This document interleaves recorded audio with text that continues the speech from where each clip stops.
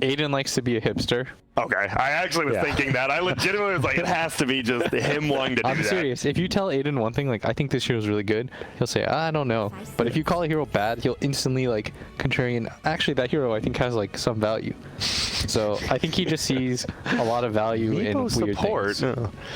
Well, you know what? We don't even have to talk too much about it because we already have a draft underway. Secret and Liquid.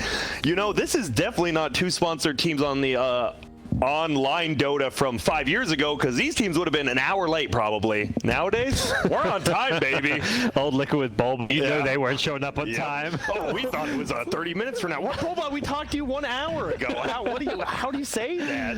But no, we are there, and already some different bands coming out. We've got a Clockwork first phase band and an Earthshaker first phase. Earthshaker actually, it made it through all 3 games last series, not banned or picked. A little bit surprised there. Yeah, this has to be like a meta thing because they know Tiger really likes Earthshaker. Yeah. They know he really likes Mars too on the side of Boxy. It was really funny. One time I was playing a pub game with Matu and I could hear Puppy in the background.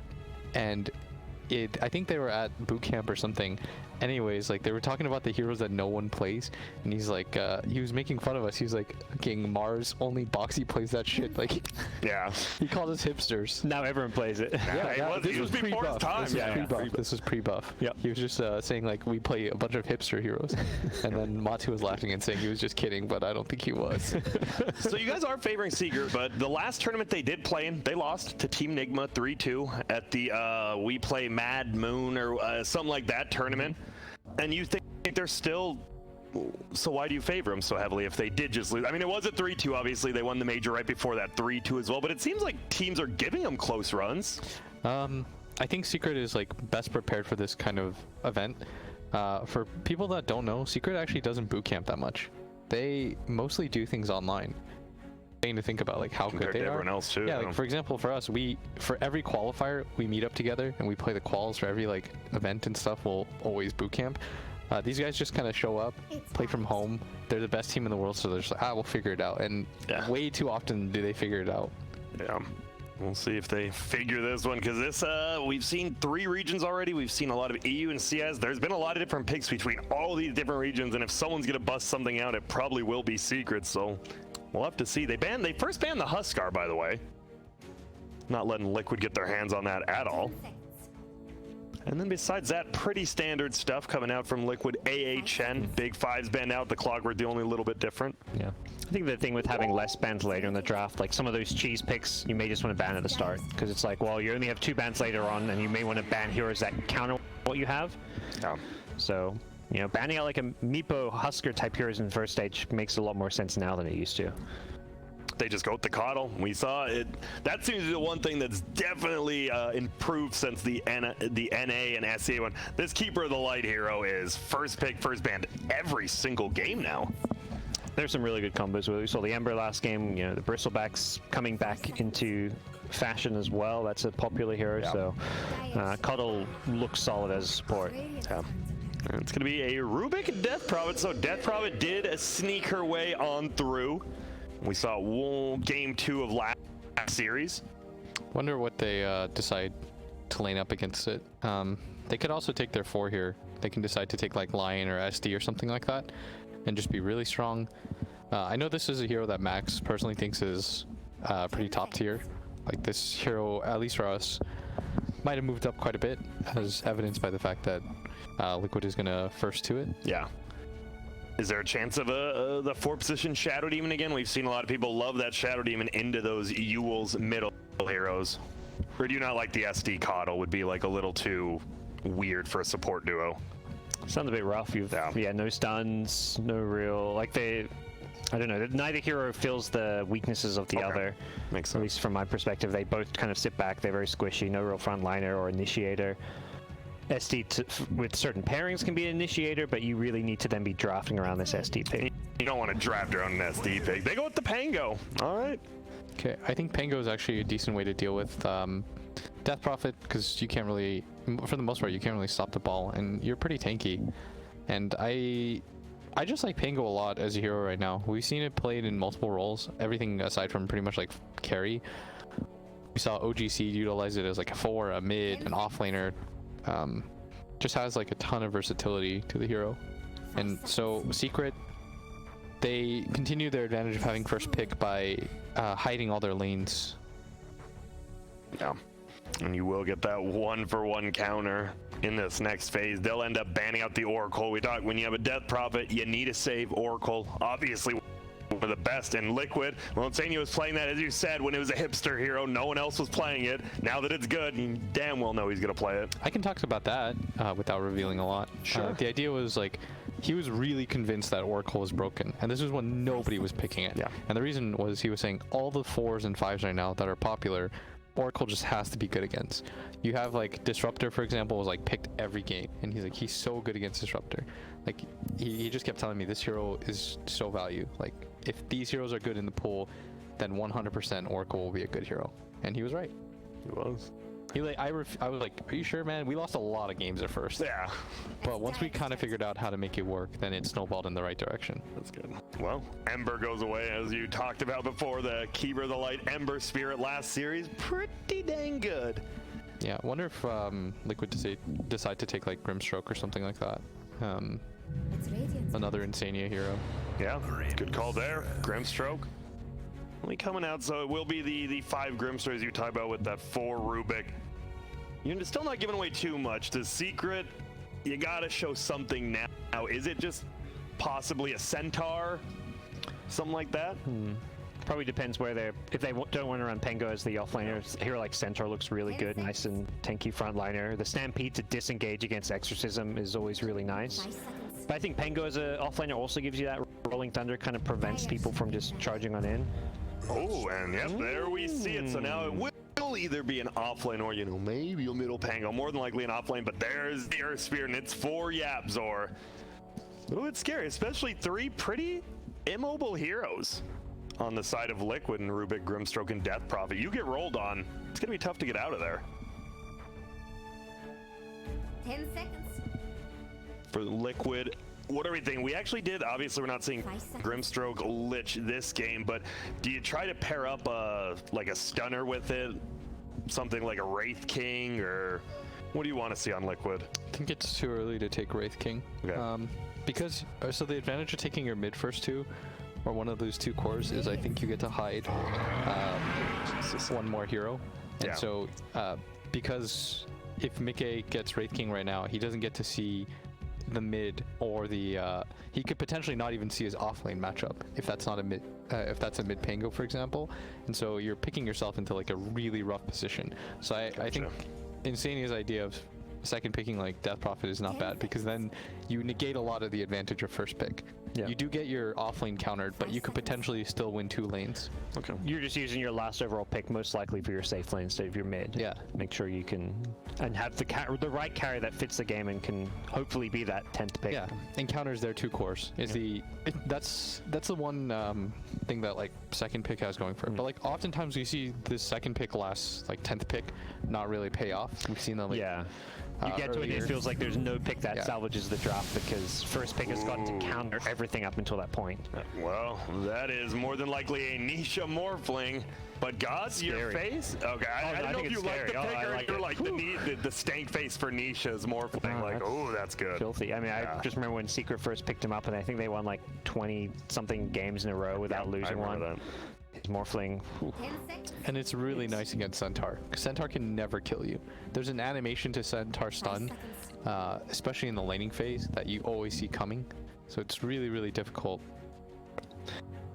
How does the hero fare mid against Death Prophet? I feel like that should be at least okay. I mean, Morphling mid, assuming you can just play the regen battle, typically does all right.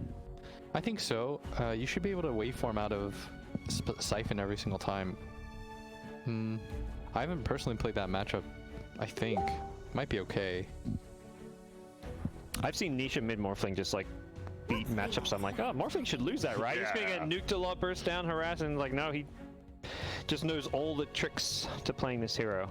Yep. And they ban out that Monkey King. Don't want the mayhem creator. One of the best ones at it. Yeah, most likely Matu's hero coming up last, but flexible. They could always pick up some kind of mid, run Matu safe lane Morphling. He does sometimes bust out those hard carries. And are we guaranteed, Blitz, that it is going to be the Quake for Death Prophet? Because I want to say these two teams do have very cheesy players on both ends, right? You got the Broods for Liquid, but you do have the Matumba Mans on Secret. No, there's no guarantee that it's a mid lane Death Prophet. In fact, Secret doesn't think it is. Yeah, They banned TA, which if they do plan on putting mid morph, it's miserable to play against morph against TA. Like you just get side-bladed repeatedly, and you play at such low HP range that 3 shots and you could be dead. Yeah, exactly. It's just really annoying. 10 seconds. The calm before the storm here. These 2 last picks, bringing together the drafts. Secret already used a lot of their reserve times. They only have about 20 seconds left. Nothing just straight up stands out, for me at least. No. What do you want? Is there another good pairing for Keeper? Because it felt like we kind of talked about that a little bit, and we don't really have the best pairings for that hero yet. Yeah, maybe something with a stun. I mean, you mentioned Wraith King earlier. That doesn't sound too bad. Maybe a little bit on the greedy side if you're trying to go for that Radiance build. I think Wraith King would lose to Briss. Oh, Briss, you did say that was one of the heroes you did say, and this is a hero we are seeing more and more. It is definitely on the rise in Dota because you can put him middle, you can put him safe lane. We even saw him in the off lane once. And very good with the coddle. You have mana problems. Not many stuns, but they've ticked every other box, and I feel like they're going to have this really strong 5-man. And there's no elusive heroes on Liquid side. Like, who do you actually need stuns to kill? Death Prophet kind of stands there, so it's actually the kind of draft that not having stuns against isn't too bad. The Stampede, obviously annoying, they can disengage, but there's no like Storm Spirit type hero that you think, oh, how do you deal with Storm? Yeah. Well, Liquid. You got a minute to think about this one. You need a hero that's good versus Bristle Morph. They don't take any. They're going to just pick up the Slarks straight up. How do you guys like it? I'm not a big fan. I think there's a lot of things that can deal with Slark. Been through Shadow Dance, Pengalier, we've seen how we saw him earlier just today, Rolling Thunder, crushing the Slark, chain stunning him, hitting him in Shadow Dance. We've got Earth Spirit, Bristle. I'm not sold. I definitely lean towards Secret here with the drafts. Okay. Blitz, you agree? Do you like this Bristle last pick, or do you like this Slark, the one who can kind of pound into the Morphling Bristle? I think it's a really free morph game, if I'm honest. I think it's going to be really hard for Liquid to bring down this morph. So I'd probably go with Secret. Who should win the laning phase? I like Team Liquid's lanes, right? You got the Rubik and you got the Centaur. It's a good lane. Grimstroke plus Slark is a really good lane. Do they need to come out heavily in this laning phase to have a chance? Yeah, I think if the lanes go really well, maybe you can snowball a win because Secret, they do need a lot of farm on a lot of different heroes. So. All right, well, this is going to be game number 1. It is going to be Secret. It is going to be Liquid. It should be a pretty damn good game, and we got 2 pretty damn good casters to bring to you. It will be Cap and BSJ.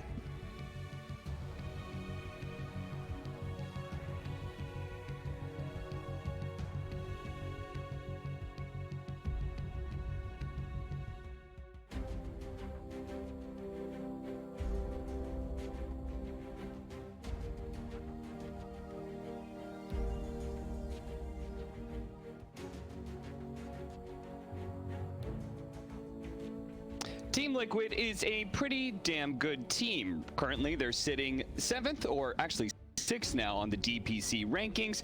You can have some arguments about whether or not they're a top 8 team in the world, but they've certainly proven themselves this season. And yet, against Team Secret, they look like the plucky underdogs, because Team Secret has only lost a series with their full 5-man to one team. Who's that? Nigma. Wow. And that is why you guys at home are heavily backing Team Secret. And Brian, are you backing Team Secret as well? Yeah, it's hard to...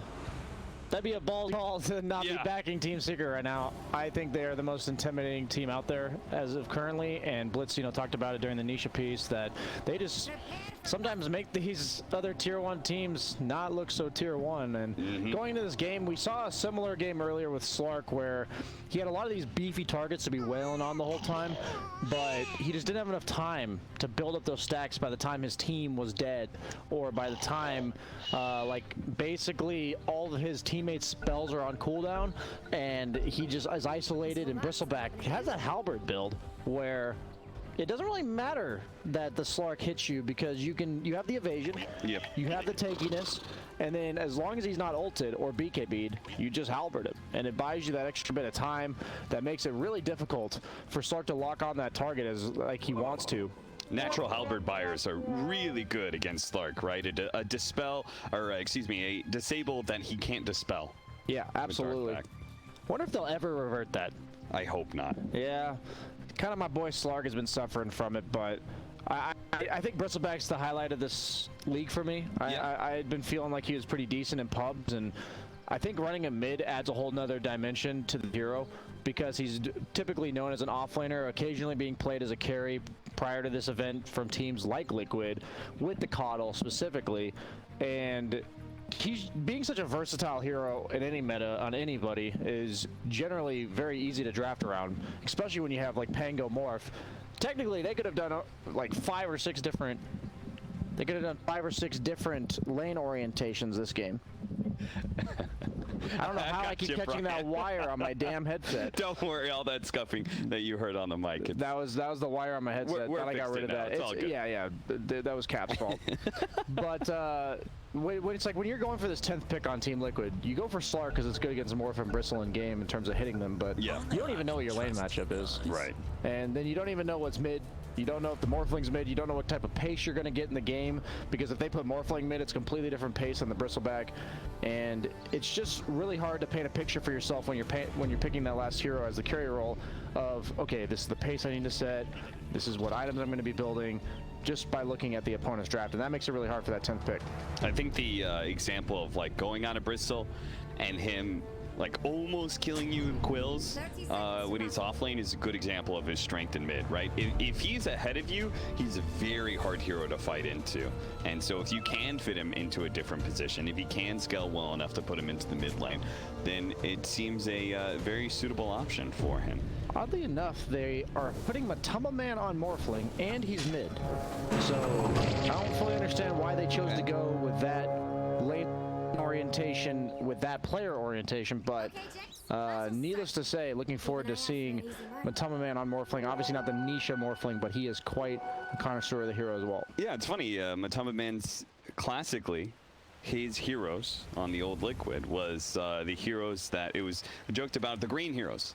It was all the Vipers and Necrophoses and all those kind of heroes that were space creating and just icky to play against. And I would argue Bristleback fits into that mold very nicely.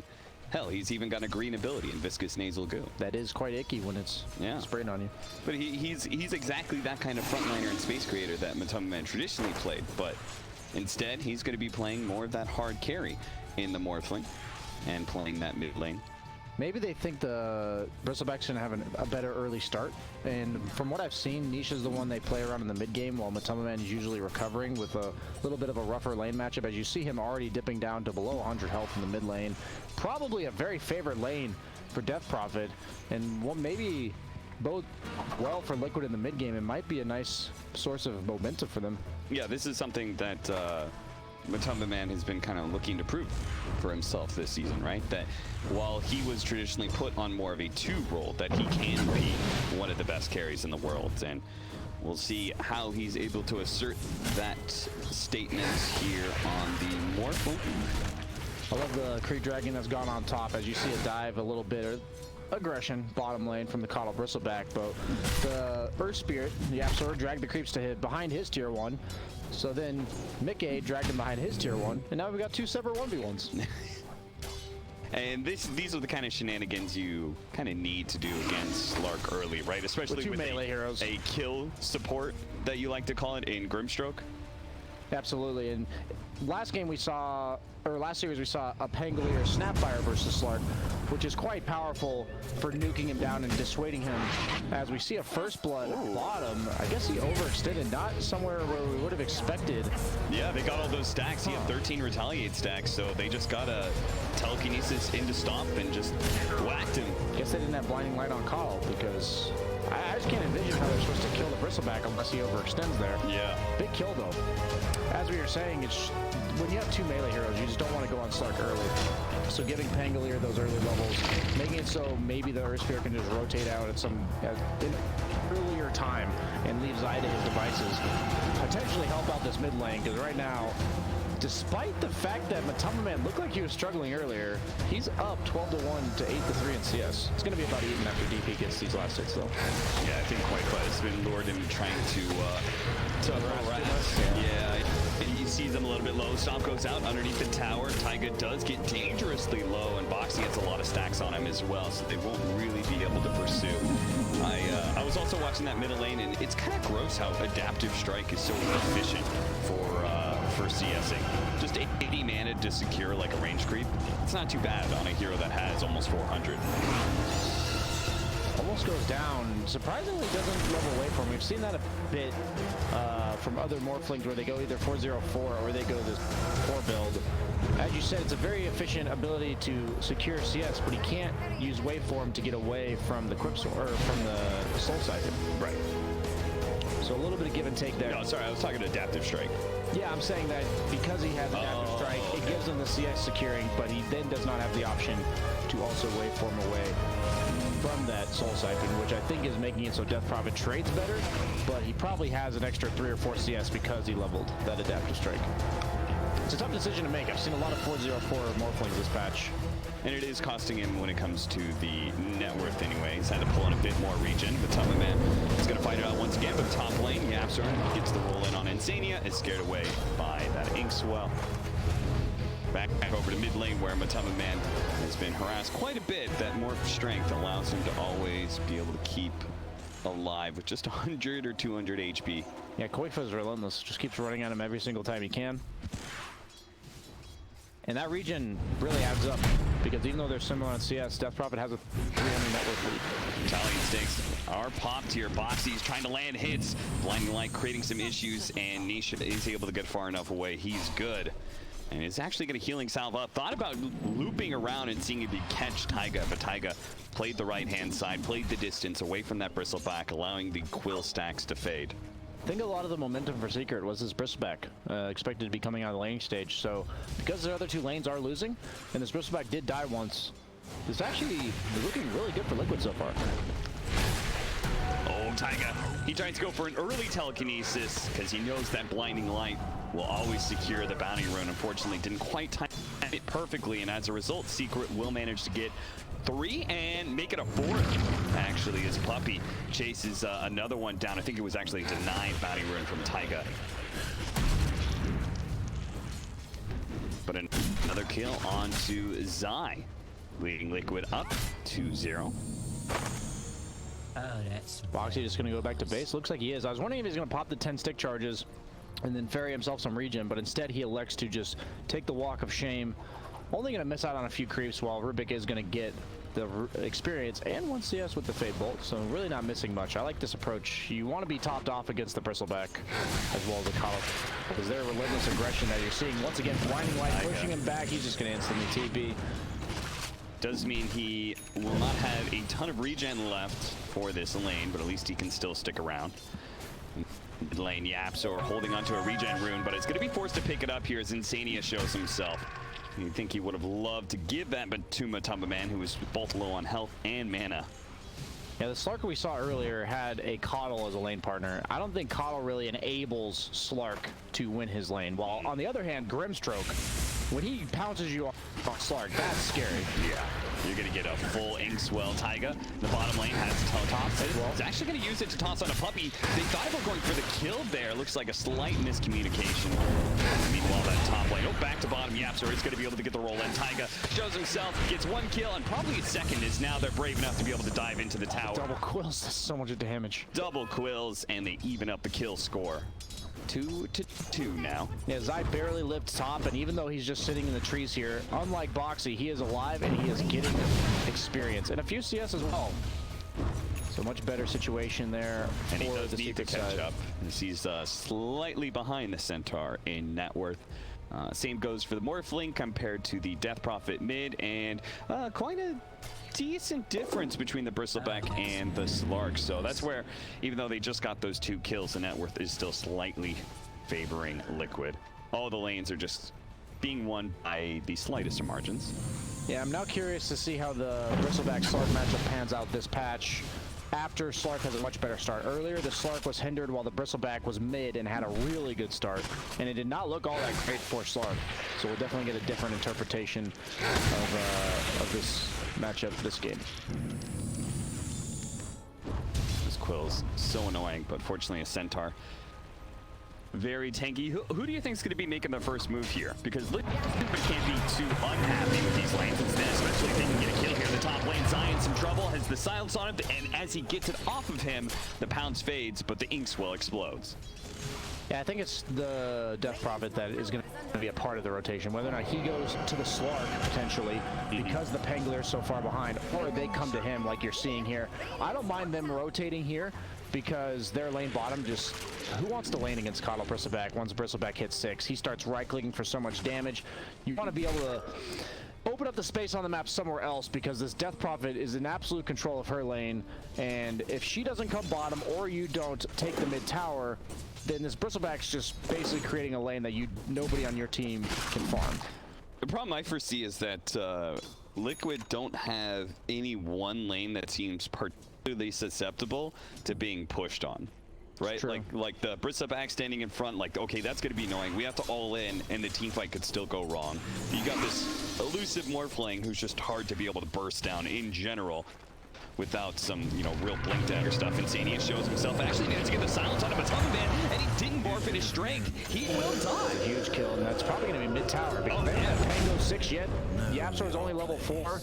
Koifa is quite the strong man right now. That was a major mistake from the Matama Man, and one that Liquid instantly try and capitalize on, as Koifa, he sees an opportunity to get some damage on that mid tower. I like how he's spirit siphoning the creep just to sustain while he's hitting the tower. Yeah, and takes a lot of tower hits, so his creeps stay alive. Additional, oh, nice little juke there from Taiga. Yapzor is going to miss his rolling boulder in. They won't manage to take that tower, but they did force Zai to rotate over, as well as the two supports had to hang around. So. Yeah, Zai being level 6 means that he was willing to participate in that fight. Now, I almost wonder if Liquid's going to try to make that move earlier when he was only level 5. Boxy pays the price for forcing 3 heroes here. Does get a CS with his return there. Yeah, not worth it though, because he doesn't get the outpost in control. Secret were able to make that rotation, and now Insania does manage to pick up that bounty rune, and thanks to the Inkswell, he's going to be able to scare some heroes back, but he has no TP, and that makes it an easy chase for Nisha if he wants to go for it, but a little bit scared, not sure about who's going to be around, especially Koifa with the haste rune. Turns, get some damage on him, Matama Man, probably hoping he can force him into waveform, which he still does not have. Oh, the faded brooch on Slark to give it to the DP. That's such a good item on her. Going for the Yules. She's super farmed. So is the Slark. Top 2 of the net worth charts. And this Diffusal Blade for Slark's going to be go time, I think. He has, what is that? About 1,500 gold left to get. Okay. Insania is a big push that he was trying to defend against. He tries to go for the Inkswell stun onto Nisha. He knows his life has been sacrificed here. Is anybody else going to show up though? Because this is a decent push. This tower will probably fall unless Liquid does something about it. Their mid lane is being pushed as well. I see a Death Prophet and a Slark both farming up the jungle at the same time. Yeah, I don't think this is so greedy from Liquid. Yeah. I guess with Death Prophet ult on cooldown and Slark doesn't want to participate yet, he might have to try to participate before that diffusal. Otherwise, they're going to give up a lot of control on the map. As you see the tier 1 tower going down bottom, and then just running to the mid lane and taking down Boxy. He's only level 5. They managed to get the soul by double telekinesis. Toss up in the air. The Will-O-Wisp does manage to go down, though. There's a roll in from Zai. That's going to be extremely disruptive as he just pulls right through both supports as well as Mickey. Mickey does manage to get off his Shadow Dance. Is now completely out of mana. Is going to be chased down underneath his tower. Quickly taken out by Matama Man. A double kill. One slight error from Liquid. All 3 of their cores, just for whatever reason, maybe they got a little bit low. I saw the DP was low, but they're all farming neutrals. Then Boxy gets caught, and next thing you know, that's 2 towers down and a team fight 1 for Secret.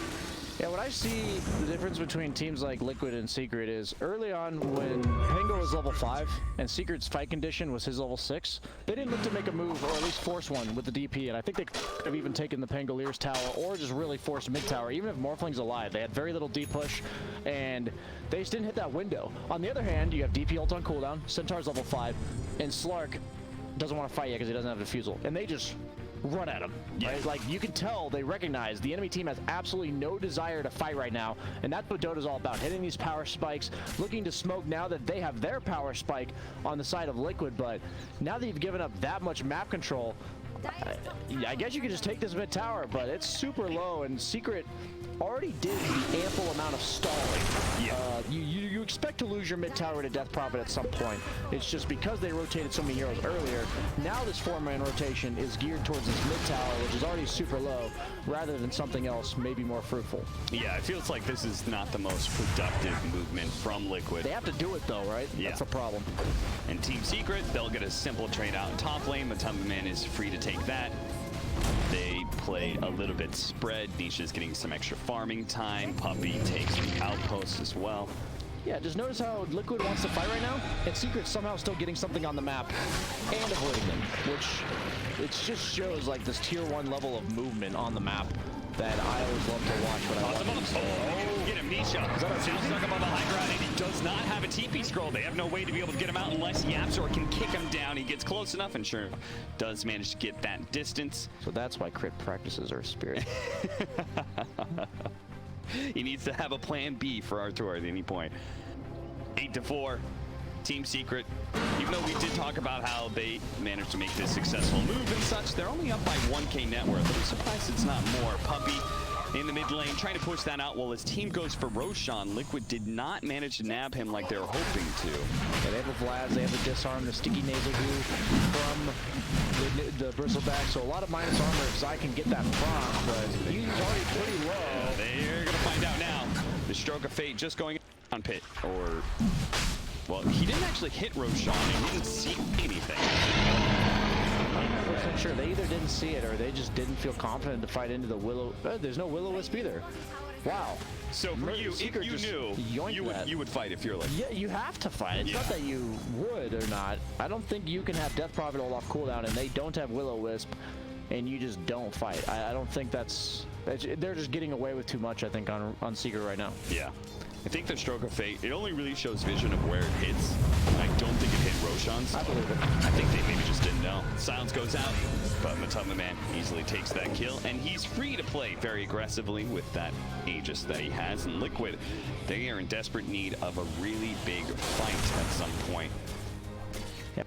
I just love Secret's map movements and map positioning. Right now, the Morphling's playing the safest part of the map top when you're Radiant, and he's actually a huge threat when he has Earth Spirit around. And since they get the kill, he's going to let Earth Spirit soak some levels from the lane, and he's going to finish off the jungle.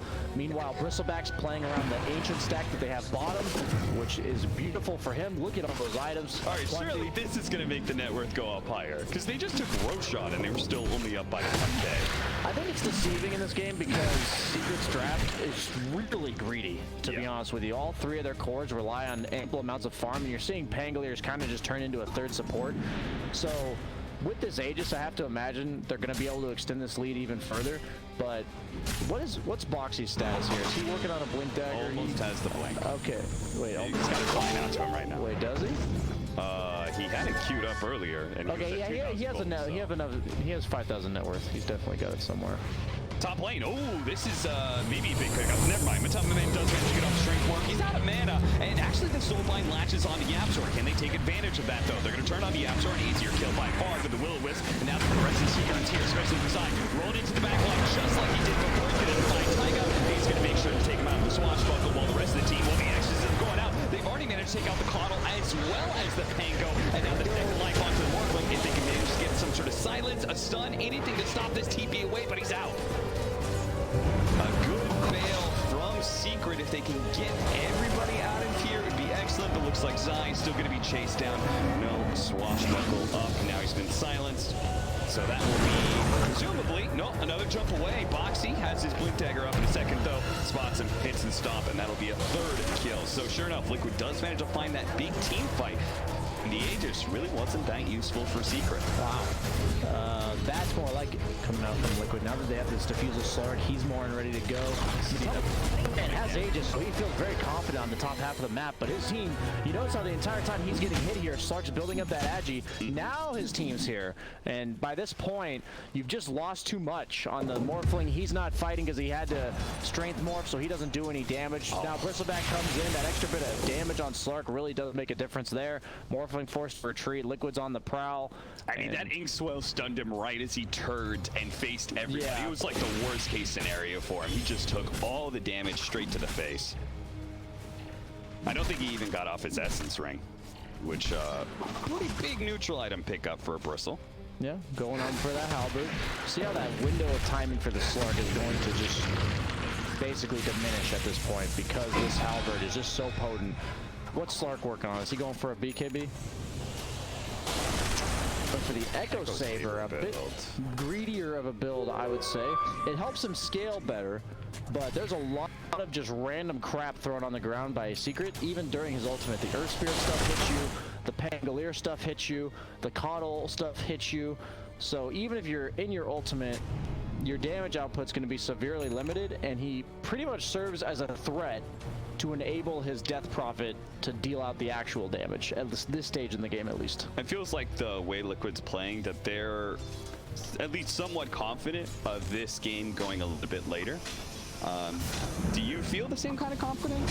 I think it's just a part of their draft. I think because Centaur had a rough start, and because you have Slark, you don't really have another option. Okay. So I don't think it's necessarily that they're confident to go late, but they are just trying to fight around the windows that they do have. See, they have Death Prophet ultimate again. They're ready to go. Echo Saber. Using that night vision from Slark to scout out. Goes into a high ground, the smoke breaks. He doesn't manage to land the pounce, but he does get close enough for the inhibit on Puppy. But Blinding Light puts him back, and now Psy's going to be able to chase away the rest of Liquid. A Stampede, a Shadow Dance, and all of them from Liquid will disengage.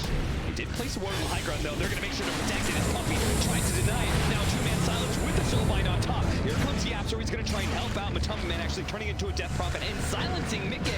This is a huge silence if they can actually bring him down. He gets the pounce up in a second, but he died before it takes it very far. Taiga, now the next to be chased down perhaps, but Team Secret, a little bit too far away. They're still happy enough though. They killed the carry, the big core of Team Liquid. You're not playing against a long duration silence. Your spirits isn't that long at this stage in the game, and you are just not expecting to get 6 seconds silenced on Slark there. Yeah. As Matama Man did turn into the Death Prophet.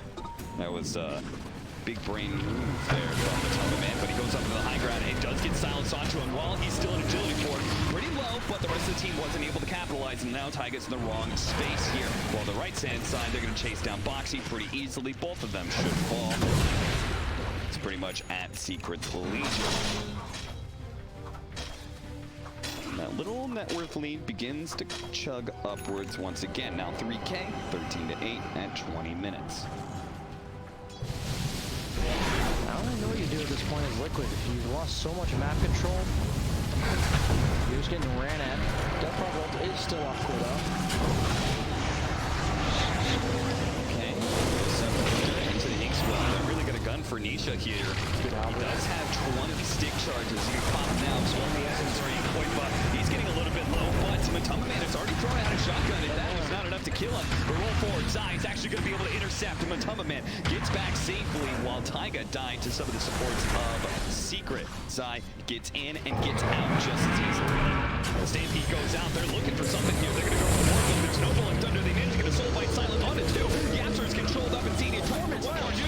But with the silence coming out from Koifa, he's going to be able to get the Spirit side from the Matama Man. He's a little bit low, but he's got to wait for him. He should be good. It's going to be Nisha as well as Puppy, or in more trouble is Mickey. Hunts down the captain of Team Secret and looks for more. A pounce is up, and a Diffusal is up in 4 seconds, but I don't think they can feel confident about pushing forward, especially now a regen on Matama Man. You just can't hit anybody on Slark. He's getting disarmed. He's getting blinding lighted. They're kiting with their mobility spells. All your damage is this Death Prophet, and they're just kiting you on the side of Secret.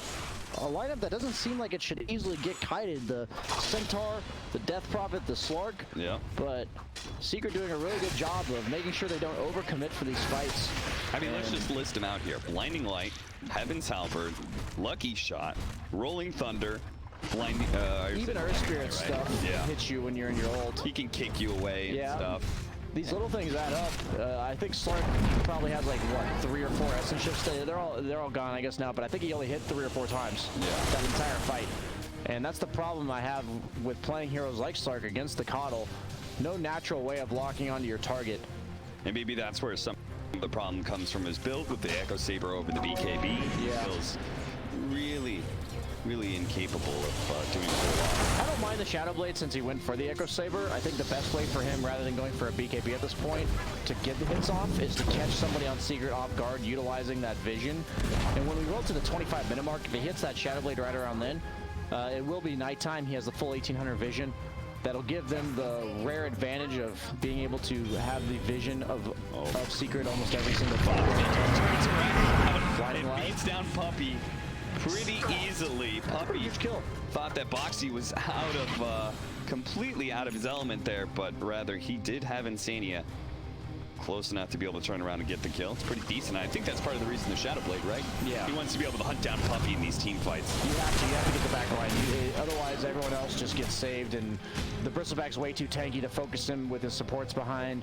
And we see the Pangolier going for a Blink Dagger, which I really like a lot. It's hard for him to enter the fight in any way other than rolling, right? Yeah. If you go in, there's silences, there's the Grimstroke leash, there's the Slark leash, there's 2 stuns, one of which is instant on the side of the Rubik. And now he can easily disrupt the fight even more so for the Slark by hitting him every single time with that Rolling Thunder and helping his team disengage if absolutely need be when the DP ultimates. I think it's always really nice to have a clear frontlining stun for Morphling so he can play the team fights greedier on his agility morph. You know, he could just go in with a lot less HP, but outputting a lot more damage, knowing that there's some heroes are stunned up. Yeah, I think the crucial thing about this Blink Dagger is it's not an item you always buy on Pango, but every team comp needs a reliable way to start the fight. Earth Spirit's not a hero that wants to go first. You don't want to just lead off with Keeper of the Lights, Will-O-Wisp. So Pangolier, he's the only one left, right? And it's most beneficial to his teammates in terms of enabling their abilities, as well as, like you said, the Morphling to output more damage by staying in agility much longer to go for this Blink. Seems like such a small decision, but this game would look so much weirder for Secret in team fights if these little item choices weren't the way they were. And it's about to get a whole lot better with level 15 coming up, a 50% increase in the Rolling Thunder that 4 duration. second is insane. It's basically just 12 seconds, right, of just running around in the fight of maybe you're not always hitting people, but you're a threat. They can't ever kill you because you're just magic immune, and every time they try to hit you, you get stunned. And it's just completely obnoxious to play against. And it's really nice when you have reliable damage dealers that aren't yourself as the Pangolier, because you know you don't have to do damage. You just have to be a complete nuisance. Another smoke up around a timing, an Aghanim Scepter for Koipa. What they may not know, though, is fresh Radiance for the Bristleback, and that is a big pickup as well. H1 goes down, blink forward, stun on Denisha, but he's already turned his back to the rest of the team, and Zai does manage to jump in. Shield Crash stone, no Rolling Thunder, and they just easily be able to lock down Centaur. Soulbind going out, but I don't think Liquid can really turn on this so much. In fact, Nisha is daring them to do so. Double telekinesis toss back with the silence up there. They shoot up from the top, and he drops a little bit low, but he does manage to morph in strength in the last second. Koipa comes back in. The silence on him, but the morph strength was on for the Morphling, so he's going to be good. The Yule Scepter goes to Yapster with the buyback coming in from Boxy. They will confidently take the fight now against Secret, but they just always lose one support. They just lose one support and back off. It seems like Liquid is doing their best to force these fights, and Secret just is so good at forcing you to react and not giving you what you reacted for, you know? Like, we're here to help our team. We have all these ultimates that we want to throw on you, and then you use them and we say, okay, 10 seconds or 30 seconds from now we want to fight you again. And now you don't have all your ultimates. Other teams would have been caught in that buyback. Yeah, they would absolutely. have thought, like, Nisha on the front lines, they're like, oh, this is great, they're going on Nisha. They would have funneled in, all of a sudden, Boxy comes back in with a big play. But Secret, very, very disciplined team. It just feels like Liquid's like bumping their head against the wall. You know, it's like, let us throw, damn it. As we see a second Roche, this is a cheese Roche. Liquid, though, they have no Stampede, they have no Death Prophet ults. Secret doesn't look to want to force it. They just want Liquid to feel like they have to fight them or contest them in some way. Liquid, this doesn't make them feel comfortable to be sitting here. In the meantime, Secret's just looming this threat over you. Whereas, well, they're farming. They are putting the Slark bottom on Liquid, so they're not like being completely inefficient on the map. But nonetheless, it's all about knowing what your objective is for Secret and knowing if we're going to force an objective, this is what it's going to be. Let's play around it. We're going to smoke, potentially get a pick off that lets us get this Roche. As we see, Taiga does blink away. Nice play by him. Zai chases him. Doesn't get the swash, though. Okay, yeah, he well also played by got out. Liquid. Yeah, that was clean. At the same time, They might just walk back into Roche, though. pushing out bottom, and he's probably going to be forced over, as you said. They're probably, as they push Liquid back, they come back to Roshan, and they're going to be forced to quickly group up and run at the pit. Really good D ward coming out from Yabzo in the river there. 15 seconds without Exorcism, and this Roshan is dying so fast with all that minus armor. It looks like they're just going to be Will-O-Wisp just to make sure there's no opportunities for initiation. They will manage to get the kill onto Puppy here, but that was a buyback earlier from Boxy. He's in trouble, but Tubman's going to be chased down. There goes the Soulbind on the Zai Matu, but he does manage to force strength once again. He's a tanky guy, and Quippa, he's in a bit of trouble. Triple Spirit Siphon into the Earth Scepter, heals him up, back up to full with an Ink-Swell on him. Almost gets the stun onto Nisha. Instead, it's Puppy who ends up dying. That's a dieback for him, but rolling from a Tubman. Operating onto Quippa. They should be able to get the rolling stun, and that's it. He's dead, and no Exorcism in this fight means that Liquid and Ultra have a whole lot of damage. It's all up to Mickey now. Now put it by himself. He goes for Simon, immediately gets Halberd up in silence as well. Now he's gone. The carry and the mid from Liquid lose their lives in this fight. And Secret still walk away with Aegis. And I think they used the cheese on Nisha in that fight. Hear me out, Cap. I think this Bristleback hero is pretty broken. How do you feel with it? Like, we see in this Roche pit, not only is Secret forcing them to fight, but they just say, we dare you to come in. We're just going to throw all of our ultimates on the ground preemptively. We can still fight you afterwards anyway. And look how Slark, he's just in the middle of a fight. He's hitting, but does anybody really care that they're getting hit by this Slark? You can't hit them enough times to make them care until he gets multiple damage items. And we see Secret in the base of Liquid, meanwhile. Good luck killing Nisha here. Have been trying to push back and poke at Secret as many times as possible while their cores are still reviving. They're not going to blow buybacks on any of them without the Exorcism. It seems unlikely they can win a fight, but they are going to be receiving some serious damage to their base while they wait. One lane of theirs already dead and trying to protect a very low tier 3 Boxy. Not able to do enough though. Yeah, he still has Aegis on the Tumberman, so he's willing to play at pretty low health in order to do damage to the buildings. I feel like this Diffusal Blade by Slark is countered pretty hard by Keeper of the Light. Yeah. Seeing so many times in low mana, shot of magic. He does manage to do a decent amount of damage to the Bristleback, but he's going to be saved by the Will-O-Wisp as well to force that Thunder continuing to keep the stun on Mickey. He just can't get out. He immediately buys back. This is all in for Liquid. They have to be able to win this fight. They have to be able to catch Secret, and it has been a struggle to do so many times. They jump out, do manage to get Puppy once again, but this 5 position that they keep on getting, maybe sometimes they get yaps, or it's not worth it. It's not worth all that they've invested just to be able to hold on to the game. They needed more, but Secret will not give it to them. I think I'm having deja vu. Liquid buys back a hero. One of the supports on Secret dies, and then nothing happens. Yeah. And I'd say that's always a good trade for Secret. Very good. And earlier on in the game, you said, you know, Secret, after all that's gone right for them, they're only up by 1K. I think their lineup was weaker early, and now I think I've seen about 15 to 16 things go right for them, and now they're up 17K. Yeah. It's just pretty crazy how it's just a bunch of little things over the course of this game where Liquid, a team of very good players, it seems like they're 1 or 2 steps behind at every stage in this game. I feel like I'm being biased towards Secret, but if I'm putting myself in Liquid's perspective this game, like, I want something, and they're just not giving it to me. I want to fight you. I want you to run into our DP ult. And Secret is doing a great job playing around. They're going to smoke up. They're ready to go. Both teams have all their abilities except for the Stampede. I think he's ready to break smoke, but I don't know if that was the intent of breaking the smoke here. Turning into a Centaur. This is not an ogre. This isn't like a 5-position ogre that's willing to tank the smoke for his team. You know, that's what I was thinking. I'm like, is he trying to tank it? Using the swap to cancel.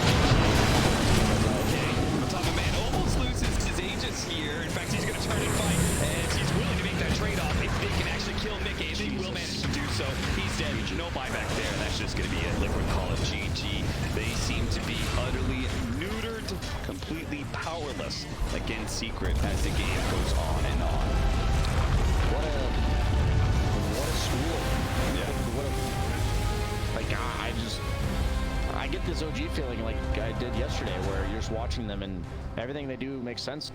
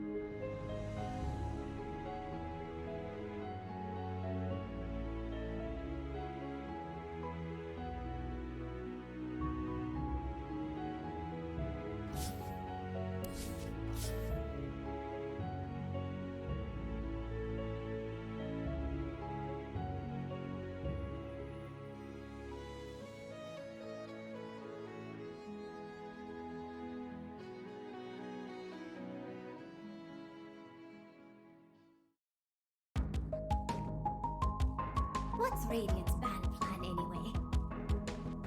This region, it feels like if you kind of have good lanes, you're gonna start Yeah, and NA was also all about the hard carries, the TBs, heroes that Wyvern's pretty good against. That is true. That's a good. But no, that's all I got. Yeah. Phoenix ban though. And nope, spoiler. Spoiler! Oh, God, oh my goodness, what are you doing? Okay, you're good. Phoenix is banned now. Okay. Blitz?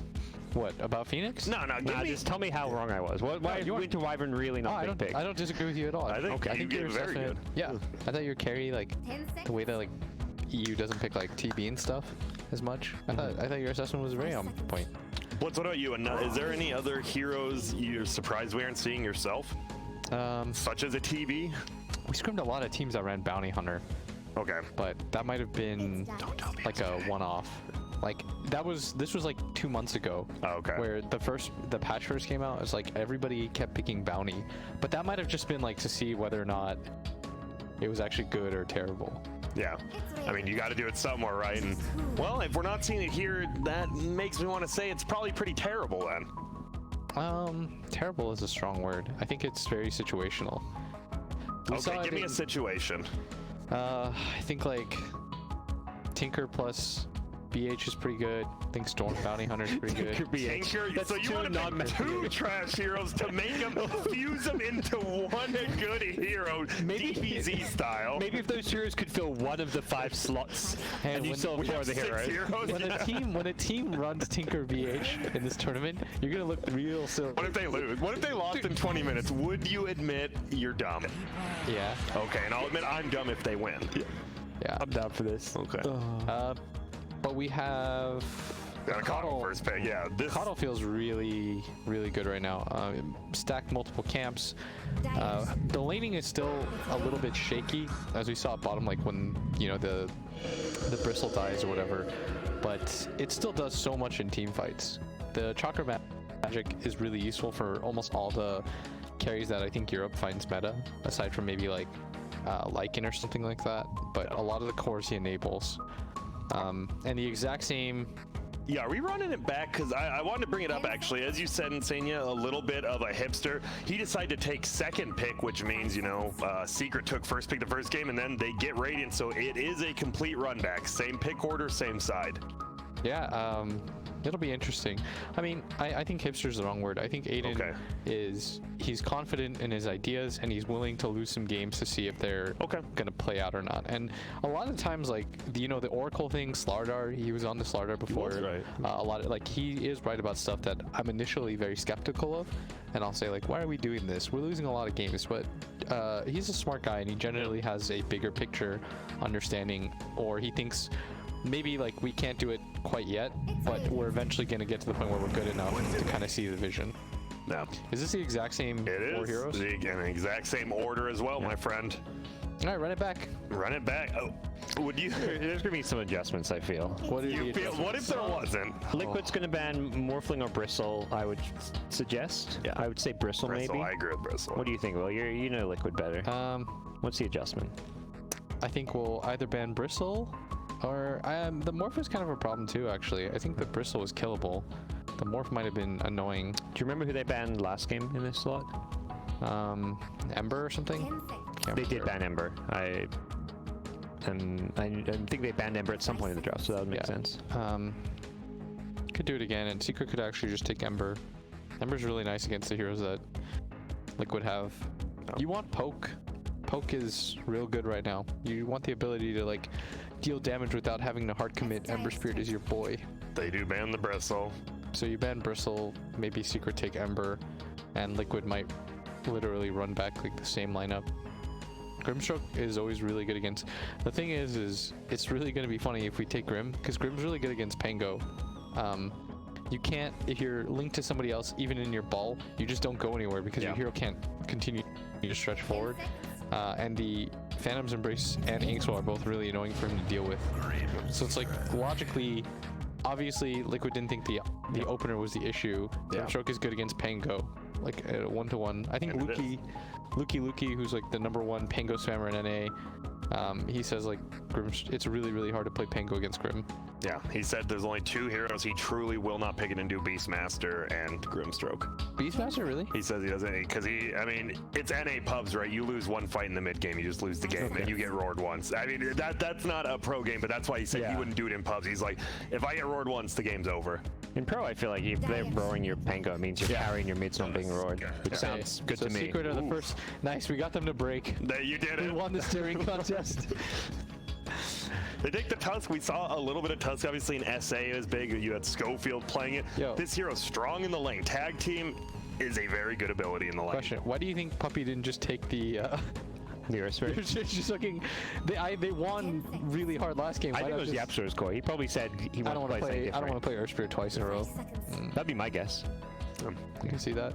And Tusk is good. He's probably just like, yeah, let's try Tusk this time around. So Liquid took Centaur last time. Do you hate Centaur here? It seems Centaur's always a pretty good hero, but do you actually want to play all 4 of those heroes again after that last game? I don't know Or do you about need to that. switch it up. Wonder what Boxy will ask for.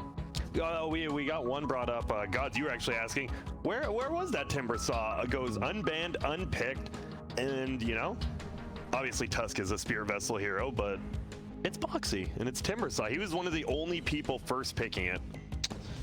Yeah, I think it's really bad against Tusk though. That's a lot of Regions counters True. to the Timbersaw because the tag team is so good against you.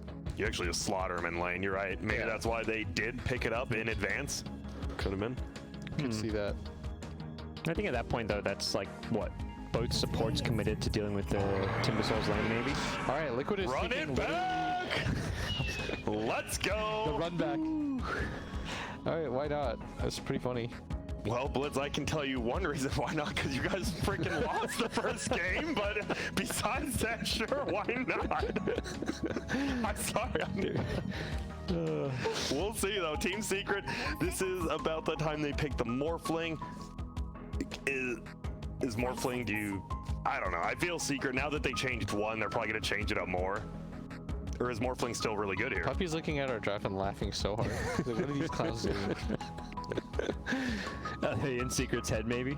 They're gonna be like, dude, they're still doing the same even though they lost. Hey, this is what Nigma did to us in the finals of the We Play tournament, the charity thing. They just kept picking. They just kept first twing Klink's Tusk every game. What are you going to do about it? Yeah, show us, I guess. Full minute. Secret, they have been using a lot of time in this second phase picks. Not as much this time. They do go the Monkey King. That was the last banned hero by Liquid last game, so they will be able to pick it up this time before it gets banned out. Okay. You're moving around that. You're quicker even than last game, right? Monkey King already is much quicker than a Morphling as well as a Bristle, right? Bristle No, like Bristle is quick. But Bristle's pretty fast because he just wants to run at you and fight. He gets like 1 item.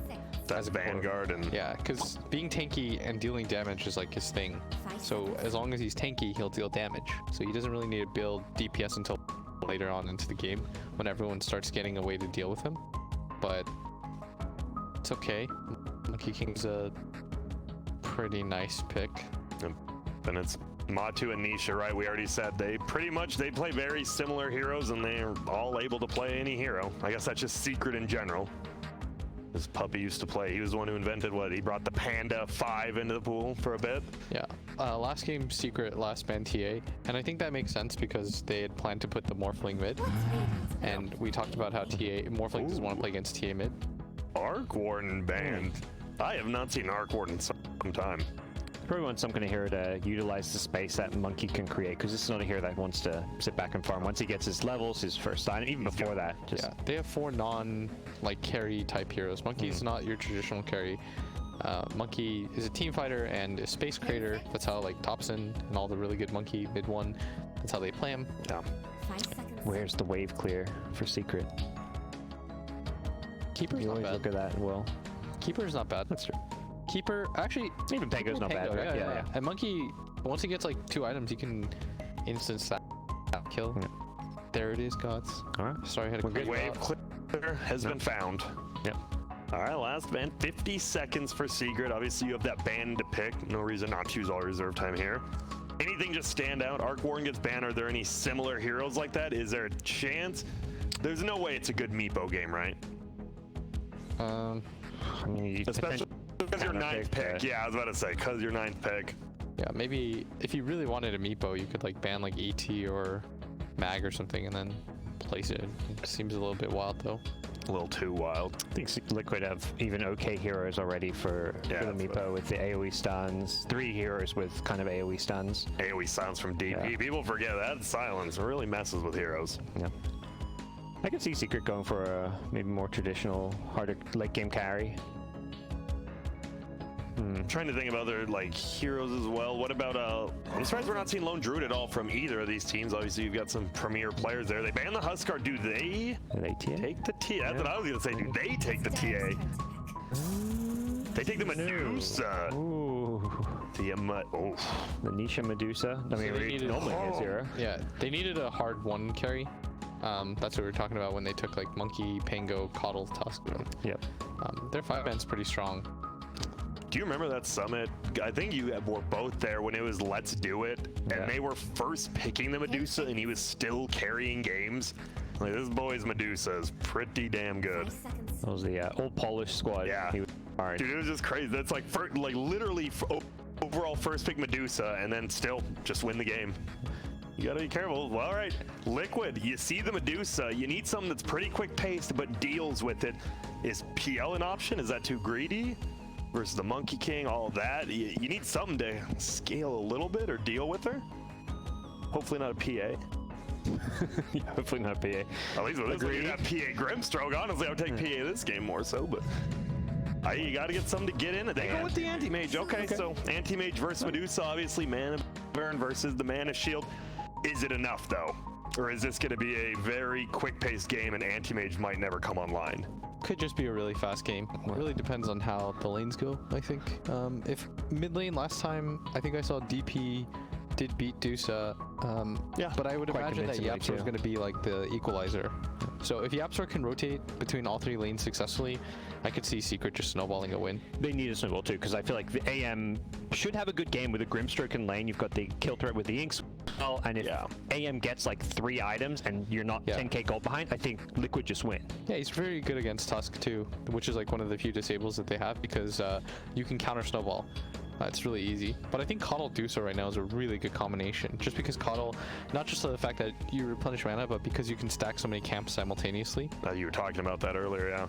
So it sounds like you're favoring Secret a little, but the laning phase goes well, Gods, and then, you know, this Anti-Mage does come online a little bit. You do have the Grimstroke. There is a good chance, but it comes down to the laning phase, it sounds like. I think more so just whether Secret can win that one big mid-game fight that allows them to get Aegis. Like Aegis Rapier Dusa will end the game even if AM has Manta B Fury. So that first Roshan is what's going to be key, I think. Okay, well, game number 2 now, Secret versus Liquid. Will a Secret take it 2-0? Or we've seen in the past, will Liquid string off 2 in a row and make this a 2-1 for themselves? Well, you'll have to see as we head on over to our casters.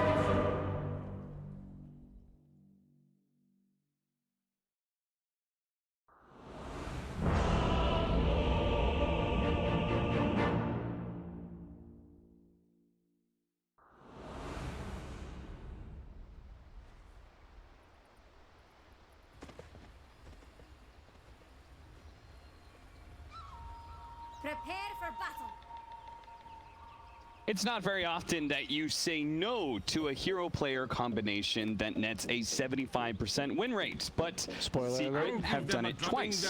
They've done it with Morphling, and they've done it now with Medusa. It's actually going to be a ton of playing it as you at home after watching that game 1, definitely back in Secret, and I totally can see why.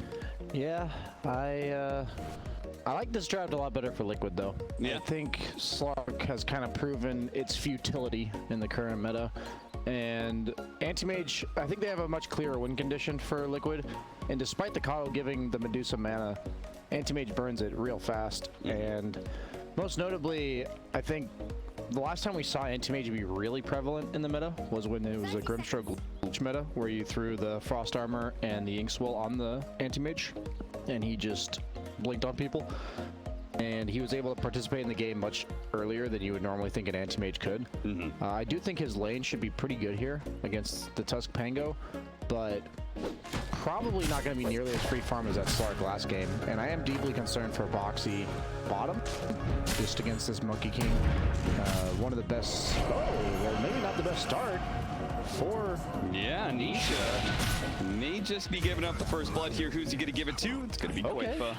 Lands the first blood, and they do manage to get both of the bounty rooms as well. So somehow they still have the net worth lead on Secret. wait, did they not get all the bounty rooms?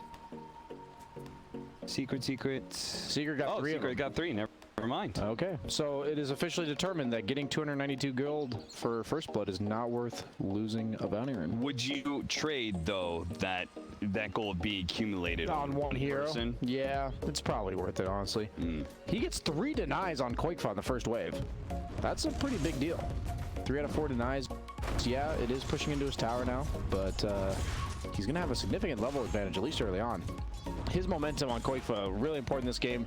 It felt like last game they lost steam pretty quickly, even though he did win the mid lane. And I think the mobility of Anti-Mage was much more reliable for hitting heroes like Coddle. The Anti-Mages, the Rickies, the heroes that can blink on top of him. Slark, yeah, he has Pounce, but it just isn't the same level of potency against a hero like Coddle. And forced to level his blink against the Tusk because of that scary tag team early. That is a very high amount of damage. Taiga started off, nice deny from Puppy. So Taiga started off trying to do some creep pulling shenanigans. Secret knew that was going to happen because they even kept their courier at the tier 2. And he did manage to get the pull onto the range creep, which he then got deny. It's the little things that a good fine position does to win the lane, and we'll see what Insania does to try and win this lane for the Anti-Mage of Pango Tusk. That's a dangerous combination. I think Rubik's going to have to rotate here somewhat early. Yeah. Because otherwise, I said Anti-Mage is going to have a decent lane, but I guess I underestimated how powerful the tag team is compared to the Inkswell of Grimstroke, who hasn't even leveled it yet. Pango He's versus getting AM. heavily pressured, and Pangolin Free Farm is scary. But Yeah. I think in a vacuum, like one-on-one, AM definitely beats Pango because his like burning away his mana is so bad for Pango. But disarm up. He has to blink away. He's already used all of his mana on Anti-Mage for blinking, and I don't know what he's supposed to do now. They salve. He doesn't have a salve. He doesn't have clarities. The courier has. That's Insania's courier. He has no items coming out either. Yeah, this is, real rough. He has a Mango bot that's at his base, but courier has to walk all the way back. I'm concerned for his future. Yeah, he's out of mana now on the Anti-Mage, so he could go on him at any point in time, and he may not be able to walk it off all that damage. He has no blink, and he gets gone on top. Should be going down potentially if they get a disarm, which they do. Oh, the or the Stroke of Fate, just enough slow. Either way, Mickey is not happy here. 14-3 on the Pangolier. This is 8-0 on the Anti-Mage. And Pangolier, you know, sometimes the safe lane loses, right? That's okay. Pangolier is not meant to win, as he does miss the swash.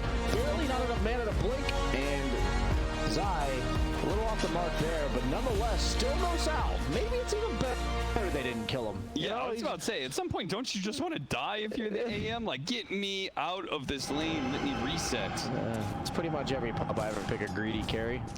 Usually it's my support's fault, but this time around I think it's just the fact that this Tusk Pangolier matches up very well against the Anti-Mage in lane. Yeah. Does get salved up. I think that was his own, but he's going to be spending a lot of gold on regen, and this is not the start you want, because even though Medusa did lose the early levels in the mid lane, and Death Prophet has a lot of denies, he's still farming just fine on Matama Man.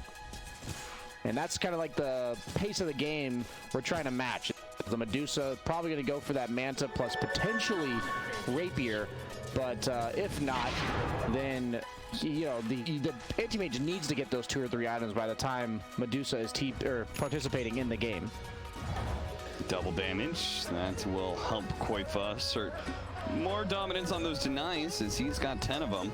But he's got to be careful because Yapster is here, and he did successfully scan him. Wow. He pinged it earlier, and now he scans it too. I think this is relatively telegraphed because of the fact that they were owning top on Secret. So if I'm Mickey, I'm like, why is there just no Tusk hitting me anymore? Yeah, I feel like Pango's one of those heroes, this matchup, especially against AM, if you're stronger, if your duo is stronger than them, you can punish the AM because you get to right-click them freely. Maybe you get a disarm, all those sorts of things. But once you're left alone, the lane can change. So I'm glad that YapzOr gave up on that adventure in mid lane and came back to top. Yeah, it's almost more obvious when you're losing the lane that the opponent is rotating. Because, why wouldn't they keep up? Yeah, exactly. If you're owning him, you're like, I guess he could be jungling, he could just be out of here ganking bottom or something. But yeah, very rarely people are like, ah man, I'm winning this lane too hard. Let me move around some. Yeah, a bit of an odd rotation from YapzOr. That's a lot of pressure that I guess he's trying to alleviate the catapult pressure from Koikfa, who does hit level 6. But Tumbleman not even quite level 5 yet, so full double advantage with 12 denies on the Pops goes good immediately. He does forward as well. And here with the lift, if he needs it, 2 points at Fate Bolts. They should just burst him. Yeah, whereas YapzOr, he's going to show up now, but it's a bit too late. He's right on top, and the snowball's going to come in, and they will manage to kill Taiga as a trade out here. But Koikfa killing the enemy mid and pushing this lane into a point. Catapult can now hit that tower. Well played by Koikfa so far, and even though Taiga maybe didn't need to die there, I think they're completely happy with the results of this. But that is the first ultimate, and nonetheless, it may seem like a really good movement that I just said, but that's a DP ult, that's a catapult, you're winning the mid lane, and that tower took 300 damage. Zai does rotate because without the Tusk, he's pretty weak. You said in a vacuum, Pangolier very weak versus the anti-mage. So the price of what happened mid, as we see Boxy get initiated onto bottom as he's trying to creep cut. And he's cut off by YapzOr. One of the best carries for this, yeah. You just, okay. I guess he didn't expect YapzOr to be there. But the price of the mid lane defense from Secret is that they're giving a lot of space to mid-game. So it just goes to show how much emphasis all these top tier teams put on defending that mid-tier one as Pangolier gets initiated onto top. And Zai will go down. Nice silence. I think that's an ability you don't always level on Grimstroke, but against Pangolier, I really like the 1 point. Yeah, for sure.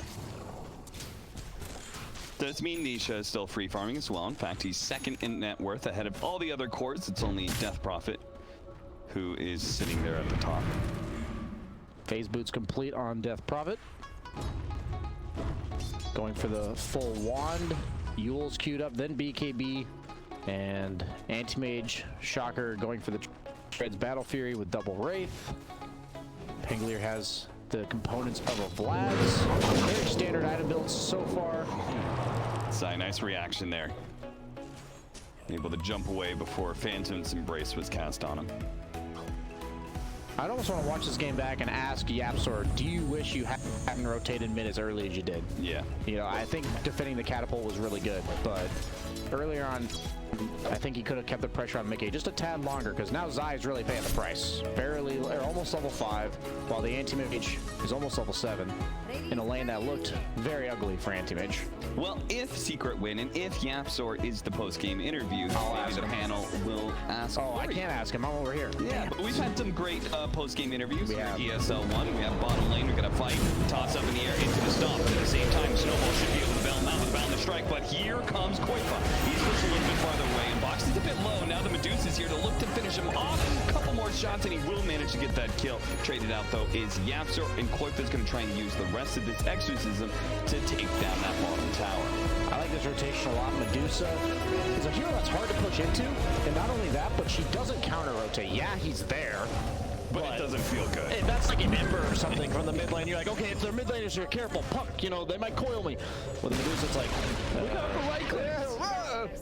The snake, it might slow me. Of course, we're mocking it, but Boxy did die to those very right clicks. But yeah, as you said, not the most powerful rotation in the world, and you can see it from the fact they couldn't even defend that bottom. I'm not making fun of Mattelman for being there, but it is the smart move from Koikfa to choose to rotate against a hero that doesn't want to rotate. So even though he's there and they get the kill, Medusa has no desire to be doing that, even though he feels like he has to make sure he's perched up on the tree in this game. He jumps down onto Taiga. Nisha hits him with the boundless strike. Puppy ready to go with the blinding light to maybe push somebody away. Might need it against Koikfa.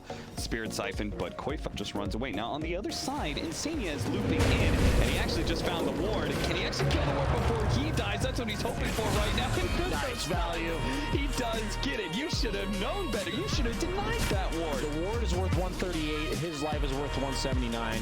Yeah, at the end of the day, as a support, your life is worth about the same amount as a ward. Yeah, you know, there are limited number of wards in the game, BSJ. But he has unlimited amount of respawns. Unlimited lives worth. 10-minute outpost taken by Zai, quickly retaken by Boxy as they try and insert control for the bounty runes. It will be a 1-1 split unless Zai dives in deep, but no. I was a bit scared for Liquid after watching Anti-Mage get bullied, knowing Centaur's in an unfavorable matchup early, but now they're at a 2K net worth lead. Really coming all from the Death Prophet mid, which, let's remind the people watching, that was a first-round Death Prophet pick. And somehow having such a massive impact just goes to show how powerful she is in the current meta. Quake for playing it really well. They are smoked up with Mickey. As I said, the Grimstroke Inkswell, it lets you participate in the game much sooner than you normally would on Anti-Mage. You effectively have a stun on your blink. And let's see what they try to do with it. Monkey King's a juicy target. There he is. Jumps right on top. Will be able to land the stun.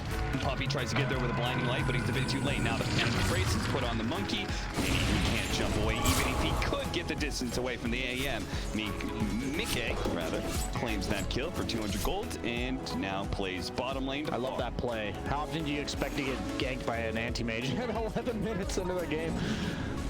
Really well played by Liquid and the capabilities of their heroes. I really like the combination of Anti-Mage with this Grimstroke. Grimstroke just enables so many of these mobility carries with that Inkswell. Heroes that usually lack the stun in order to deal out the damage they need to do.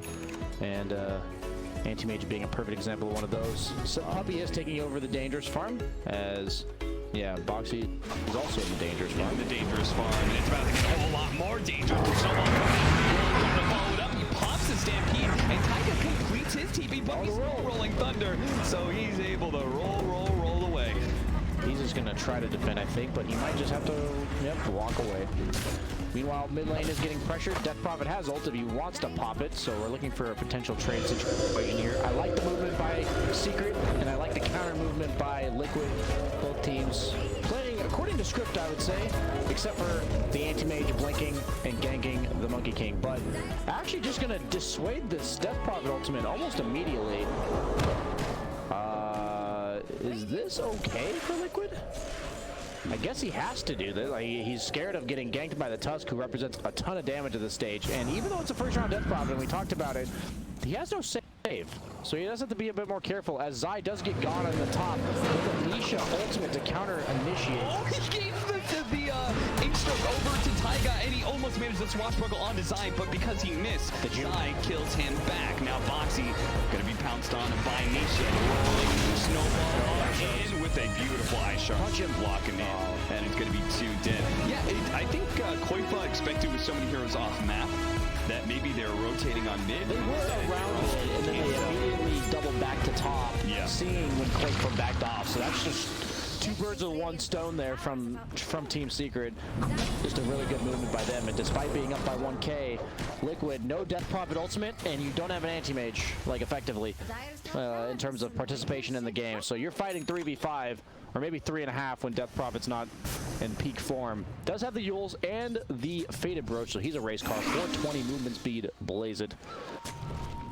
As they rotate on mid, Secret very aware that Liquid has no tools to fight right now. Yeah, no exorcism, so just go hit that mid tower. Anti-Mage is pressuring bottom. Mickey doing a good job. Almost to the Battle Fury. About 1,000 off. So it's going to be, what, like a 15.5 minute Battle Fury? That's not bad. All things considered with the early start. 104 CS. Top 2 net worths going to Liquid. But next 3 all belong to Secret. What's with Tumberman going for? He's got a Yasha queuing up the Manta. Will it be a Rapier cap after the Manta? I feel like the Rapier build is probably really effective in the matchups specifically against AM, and that's what I wanted to talk to you about. How is this matchup now? Because this was a very, very long ago, Dota 1, early Dota 2 days, Medusa versus AM. You would see this counter pick happen quite often, but how is it in the modern era of Dota 2? Well, what a lot of people don't understand is, yeah, you have mana burn on Anti-Mage, but I think the major advantage is Medusa's usually countered by just never fighting her and out-maneuvering her on the map, because both heroes want to farm, both heroes clear creeps, but Anti-Mage moves around faster. So I think it's going to be on Liquid to look for these pickoffs while we do see Insania getting picked off, gets punched up in the air. Zai takes the last hit. He is feeling okay as an off-lane Pango this game, despite having a rough like 4 to 10 minute mark. Has the full Vlads, has a bottle, but I think Anti-Mage is still favored. But if Secret is allowed to barrel down lanes, Medusa doesn't care that Anti-Mage exists in this game. Blinding Light behind, the Tusk behind, so much physical damage to threaten the Anti-Mage from feeling really safe at any point, even if he has a BKB, because there's stun from Fog, there's physical damage from Tusk, even the Pangolier offers a lot of physical damage. So it really does boil down to Liquid separating the map and basically taking advantageous fights in terms of numbers and resources, as we see Secret doing just that on the bottom tower. Really doing a fantastic job of like forcing Anti-Mage out of bottom and knowing that's where he wants to play, and then knowing they don't want to fight still, and just taking a free tower on here. But generally take tower. Monkey King out of Medusa. And they just keep on picking up these wards too. The Ice Shards is going to make sure that Insania cannot retreat. Rolling out now. Line, dominating streak for him, as you said. Feeling pretty good about his game, even if his lane started getting a little bit tough. He's just played off map, killed some supports, and slowly but surely, just through not dying, has accumulated a decent amount of farm. When I watch Secret, most of the decisions make a lot of sense when you think about what the opponent doesn't want you to do right now. I don't think any of their heroes in a standard game, when you have Monkey King and Medusa, are hitting towers 15 minutes into the game, right? Yep. But I think that just goes to show their knowledge and understanding of professional Dota and just timings and movements. And we see Liquid corresponding with the Blink Dagger on the Centaur. Really catch the call. Not bad. He does have a little risk, so that's a team that wants to go down. Well, Secret looks like they still want to fight buyback from the Cobble. They got the Phantom Grace on to the Pango for the buyback coming out from the Cobble. They need to get out. Koifa is going to be Stampede saved here. Gets out. The exorcism is away. The Will is down to the Shrine Jump. And Koifa, he pops Yule Scepter with the Spirit Sight on the Puppy. Has no good vision. What a hit from Boxy, but it's still not up. They managed to finish off that Death Prophet. The Inkswell, well, it's going to do some damage, but Yapso dodges most of it with the Snowball. He's going to be fine. Executed, though, as Mickey comes in swiftly for a kill on Mana Void. Insania hidden in the trees, but Nisha, he can jump on the trees, spots Insania on the ground, jumps down, takes his life, 3 dead on the side of Liquid. And once again, Secret just seems to have an answer for Liquid whenever they try and make a move. It's all about the buyback on the Coddle. TPs to the outpost behind all of them and catches them in what they think they can disengage. They think they have a way out, right, to the east, but it just does not work. Sick Manta Dodge by Matuma Man, dishing out the right clicks necessary to finish off the Death Prophet. And as we see, they're fighting 4v5, and even though Medusa doesn't seem like an early game hero, she's quite able to participate at this stage with that first early Manta. And we go for the Roche. You have tag team, you have disarm from This time they are going to be able to fight around this Roshan. They take it, Boxy. The sun's going to fade away soon. About the strike goes out to take the Roshan and grabs the Aegis. The stun also leads into Insania dying the back lines as Yapsor helps clean up that kill. And Liquid gone from bad to worse now. Losing that fight gave away most of Roshan, and their attempt at contesting gets even worse as that point is going to be found by Yapsor. Managed to get an Ice Shards block in, but just enough maneuverability that Koifa was able to get away safely. Yeah, as you see, if they're allowed to group up on Secret, there's no fight win condition for Liquid. So once this Anti-Mage starts getting these items up, they need to look to play around him for pickoffs and forcing rotations such that what's exactly happening bottom, maybe Nisha, Taiga, he's in this. Very important kill. He can lead off with telekinesis, oh but my god, lift him. he thought another second or two, Behind maybe though. Nisha. Secret. They just blinked away. Needs to go for it now. Leads with a fateful telekinesis over into Koifa. Now there's blinking. They're all behind. They do manage to get this kill, but he has Aegis. Now the rest of the team is Secret is here. And Nisha's actually still alive. Bound the strike. No, he's not able to hit the AM, so instead he turns and nails Koifa for the kill, keeping his Aegis intact. What a good rotation from Secret. Liquid trying to punish it, don't quite get it, but Secret knows. We TP'd our hero to the dead lane. They're going to try to kill him, because that's what we're supposed to do there. And Zai has the Diffusal Blade. Super good against the Anti-Mage. I think the Anti-Mage Medusa matchup got a bit better for Anti-Mage when they removed the mana burn from the Snake, because Anti-Mage, the best way to deal with them is usually you can't burst him in the late game. He just blinks away, so you just make it so he can't blink. And mana burn being quite a diffusal, like the only way to do that. So Pangolier itemizing a diffusal on an offlane Pango that we haven't seen at all so far in the league on these offlane Pangos. So you can just tell he believes it's very good against the Anti-Mage as well. We see Team Liquid has better odds than we had at the start of the game, but I don't know if that necessarily reflects what's going on at the current moment. Yeah, it was probably just that 2K net worth lead that they managed to build up early All the on. 2K viewers thought the 2K network lead and they're at the advantage. 2K, it's a sign. Resonates with me, Ryan. I don't know why. Oh wait, that's my own. 16-7 and Secret seem in full control as they push into the mid-tier 2, but there is still a lingering anti-mage problem that they have yet to fully shut down. Mickey is 2-0-1, 234 CS as he's just running around cutting creep waves and finding couriers, perhaps? They are itemizing really hard for this anti-mage though. Desolator on the Monkey King. Anti-mage pretty low armor for an agility carry, only 18, all things considered. You have the Daedalus being built on Medusa, as well as that Diffusal. So the problem with Anti-Mage being the only farmed hero on your team is all of the opponent's items in terms of the cores can just be geared towards you. Even the Medallion Solar Crest being queued up by the Absol. This is what Anti-Mage struggles with. He's an anti-mage, Cap, not an anti-hitter or something. Anti-carry? Yeah, something like that, you know? I don't know where I was going with that, but you know what I mean. I feel you, Brian. Well, Samantha Illusions not gonna do the best at split pushing. Liquid. Maybe they can make another move once they have the BKB on Koifuf, but for now, it seems well a bit ambitious to try and do something here. Maybe they think this is just going to be a pick-off somewhere. As you said, they see Matumba Man, but that's not where they're headed. They're headed for the bottom lane right now, where they're going to show Boxy. That's really telegraphing a move. The Secret knows that if anything happens, it's going to be bottom. As you see, they quickly migrate to the top. Liquid's probably smoked up because none of them are showing on the map.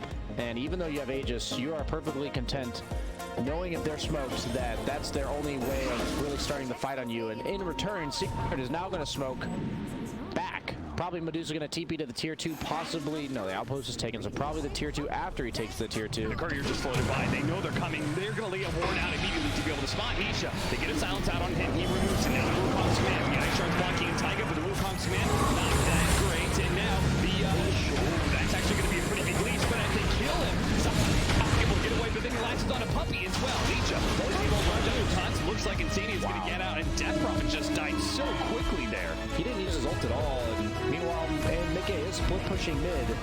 They had a brief window where Secret was TPing 2 heroes to the bottom tier 2, but just not able to capitalize in the way they want. Monkey King's up top. Anti-Mage does blink away. He's going to chase, it looks like. For sure. Pangolier's wrapping around, has the diffusal. He has to be aware he's going to get pushed, and these type of teams, they don't give up. He knows he's still top for now. He's looking. That long-range level 15 talent went the opposite way, though. So, wrong guess by Nisha, but the idea is there. Going to probably just clear this creep wave. Boxy farming bottom. Yapsor. See that one again. We got the weird Wukong's command from the low ground. But it wasn't that. That was the problem, really. It's the fact that they just weren't able to output enough damage. Zy getting stuck right on top of the Death Prophet just made it super easy for Nisha. He needs that BKB on Death Prophet. It's a serious issue for him right now. And we saw Medusa. He has the Daedalus. He just crit Anti-Mage for like a fourth of his health. That is...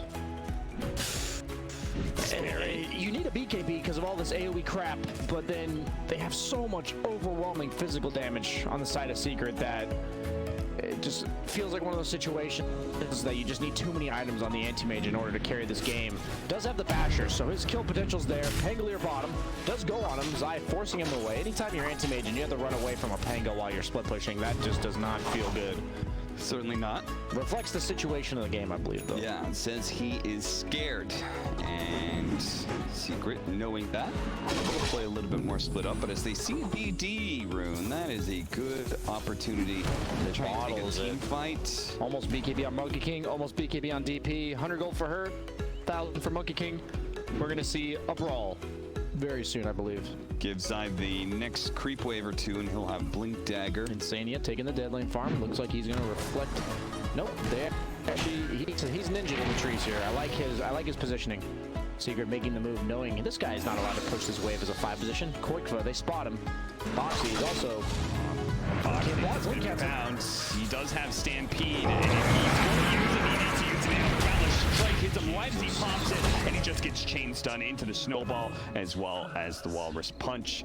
Nisha waited until he popped that. He didn't want to do it before because then he stampedes away. So really good discipline on holding that stun, following it up with Yapzor. The BKB is complete on the Death Prophet, though. Yes, So and that's enough Saber for Monkey King. They still need this BKB on Anti-Mage and the Abyssal and an AC, I think. I think that would have to be his other item because they just have way too much physical damage. At that point, if we do get all those items, say we get 6-slotted Mickey, can he carry this game?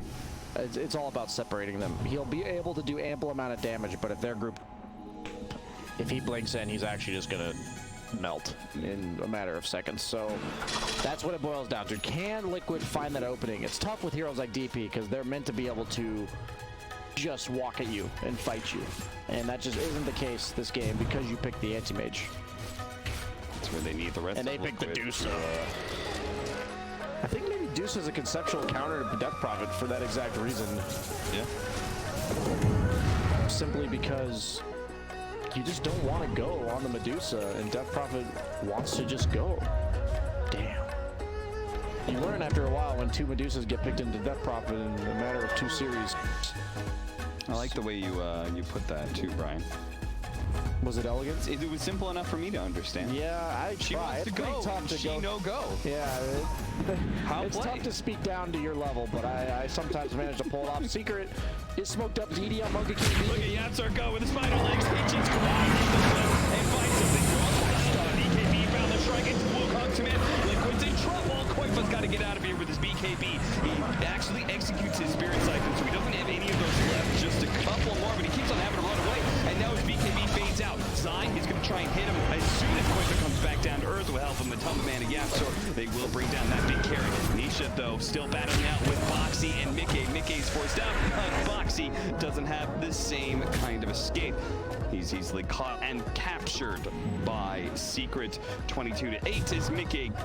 Keeps cutting the creep wave so that Desperation and a lot of split pushing. That's what Mickey's running on right now. This is the only play he has, but the problem is all game when he's been doing this, himself as well as Liquid has not been able to capitalize.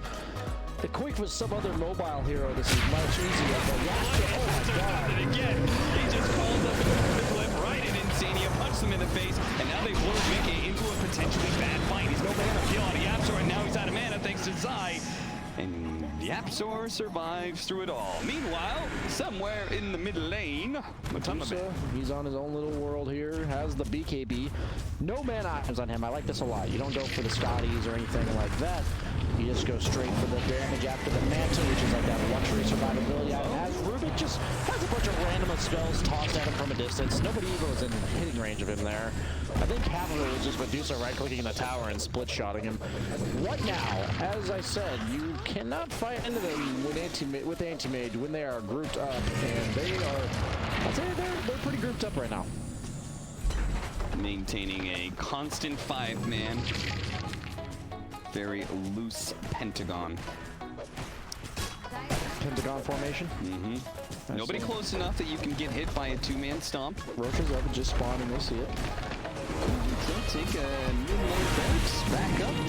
Do Roshan. Do you think they should make couriers not get vision?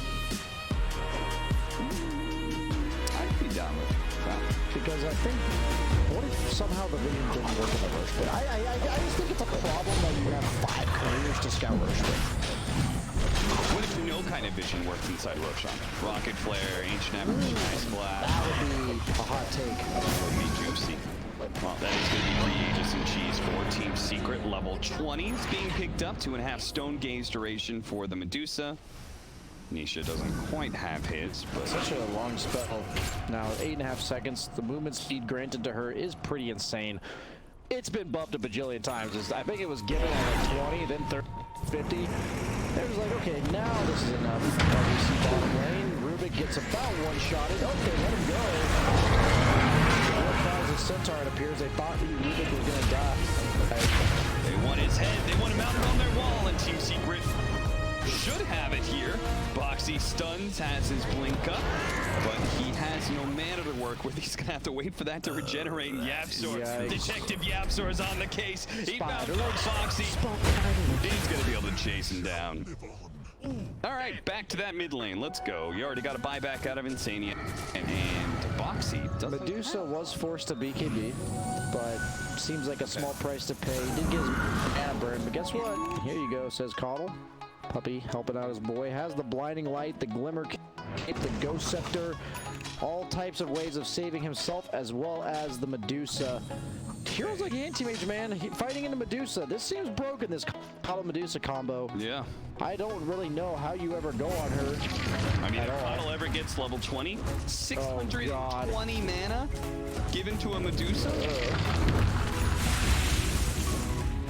That's like half his mana pool is just restored on the local. That's effectively like, I think that 300 mana is effectively healing him for like 800 health. It's pretty insane. Nukes after nukes, they keep on throwing damage out at Matoma, man. Trying to get him low enough that they can take away that Aegis for free. And that's where Boxy's going to come in, try and go insane. Aegis will manage to take it, committed to a team fight. They may not be able to win. Mickey is able to blink back out, and Boxy did manage to retreat. Jump forward, actually broke the trees. Nisha is stuns here on the side, but they can't focus him down. They're a little bit scared of a potion, especially underneath that will-o-wisp, but they do manage to get off. Oh my god! That was 1,000 damage plus coming out from Nisha with that big old boundless strike, the level 20 talent, making short work of poor old Death Prophet. He gets bludgeoned to death, but he has a second life. Boxy jumping forward, hitting the shot on Matoma Man. Big A wants to be able to commit there and burn out the mana of Matoma Man. I love it. 12 minutes get off the stone games. Long enough, will he turn him into stone? He's getting some off the cheese, and now the boundless strike is taking away the Rubik, and all of Liquid are forced to retreat on the way outside. May be caught here, he may be sacrificed for the better good, for the triumph of Team Secret, but he is still so tanky. Finally he dies, and they do manage to get a mega kill streak. That goes to Mickey for 700 gold, but still, 2 lanes of barracks down, buybacks thrown out there. I'm almost certain Nisha had the cheese and then handed it off to Medusa while he was getting dawn on. I'm almost certain that's what happened there, because Medusa did not have that cheese. So either way, I think that's what happened. Pretty sick play coming out there. Well played, Nisha. Scanning for enemies. Nisha currently sitting in the tree. Comes in, found the strike on the Mickey. Do they have a follow-up stun? Maybe not. He just blinks out. Okay. Did they expect Yapzor to get there in time? Maybe. Is this an opening? He has the rapier queued up on Anti-Mage. They mean business. Okay, jump forward. They're immediately the snowball. Is that going to allow him to get off the will-o-wisp? Here, I said he was going to melt, but that was only the Medusa right-clicking you. a little faster than I think any of us expected. He does have a buyback, but Koipa, he's going to use. He does have a TP. He's going to get shit. Okay. TP away. No walrus punch. No walrus punch. No whammy. If he had used the spider legs, I think he would have gotten there. Yeah, Left maybe. one cooldown there. Well, Boxy, he's going to go for a little bit of split pushing, but I don't think Secret is going to be distracted by that too much. It's time to force the buyback out of this Anti-Mage. Matoma. Just killing Boxy potentially? Bash? Yeah. Rolling Thunder. TP. Oh, he doesn't have a bash. Oh well. Yeah, Crimson Guard will keep Boxy alive for a time being, but either way, he's neutralizing Boxy, This right? is an inevitable death as he loses his Rax top to a Medusa. Honestly, not letting him blink and not killing him is probably the best play by Zach. They've got a buyback on? Okay, there it goes. Dropping items on Boxy. Boxy's dropping items. Okay. He's dead. You gotta have a little bit of fun. Oh, plus, he's got boots of travel on side, so now he can join the rest of his team, taking on a 4 versus 5. Last life for everybody here on Liquid. Last hold in this series. I just love the itemization from Secret against the Anti-Mage. You see the last fight. Mickey just getting torn apart by all that damage. And it blinks on his side, but it's still not enough. But Matoma Man with the godlike godlike though. Koifa plays back into the fountain. That's it. Just a little bit better for Liquid, but still looks like Secret 80% of the game all the way. Yeah, definitely a bit more glimmer of hope for them there, but Still very small.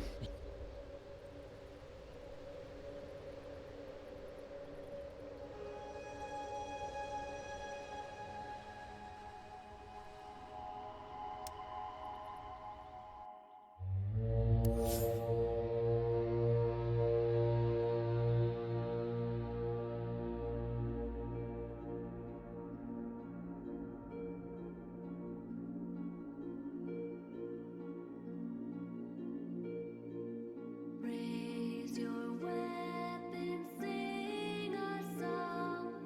War is here, we waited so long. Prepare, my brothers, battle will come. And when we die, our legend lives on. See the mad moon falling.